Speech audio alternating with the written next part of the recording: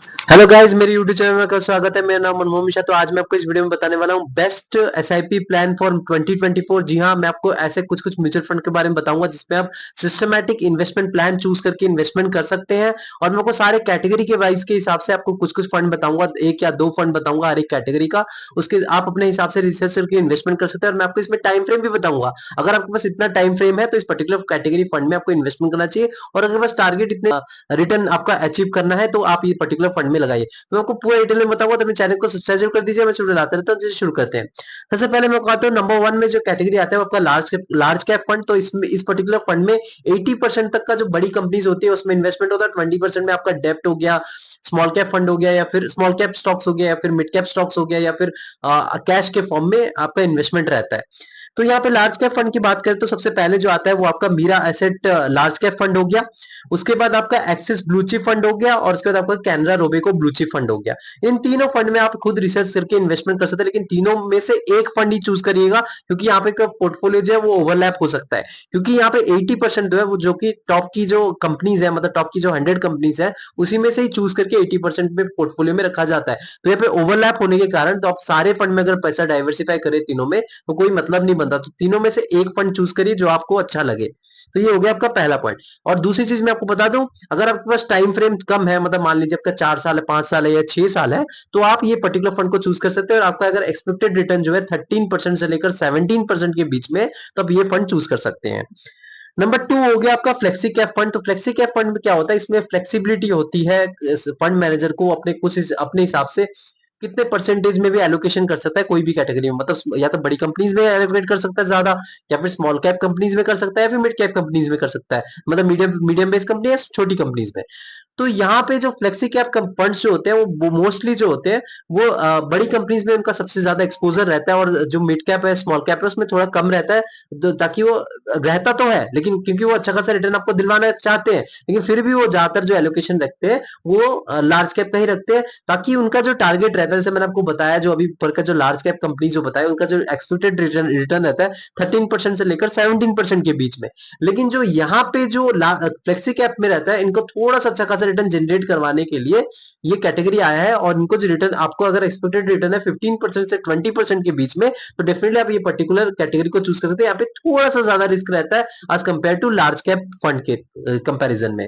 तो यहाँ पे जो होता है वो आपका नंबर वन में आता है आपका पराग पारिक फ्लेक्सी कैप फंड। इसका अगर आप रिटर्न देखिए तो वो 20% तक का रिटर्न मिलता है। सबसे ज्यादा मैसिव रिटर्न फ्लेक्सी कैप में इन्होंने ही दिया है। और 15 से 20% का अगर आपका एम है तो ये डेफिनेटली फंड को चूज कर सकते हैं। और सेकंड जो होता है वो आपका Canara Robeco flexi cap fund.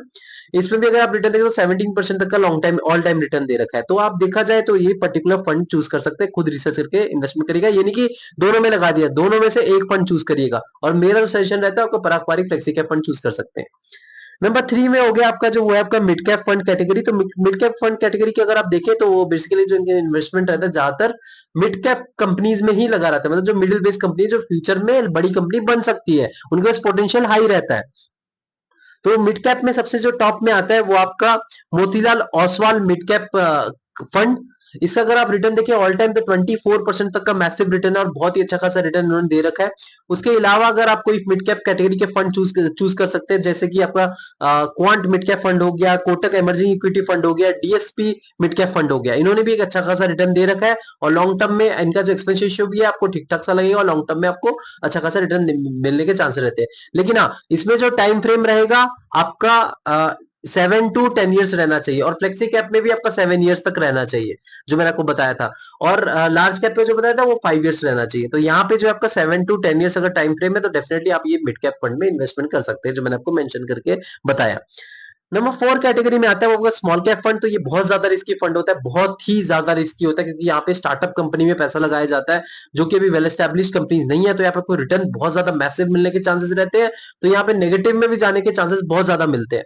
यहाँ पे अगर आपका एक्सपेक्टेशन है कि रिटर्न आपको 25% से ऊपर मिले, मिड कैप में तो आपको 20 से 25% के बीच में रिटर्न मिलता है।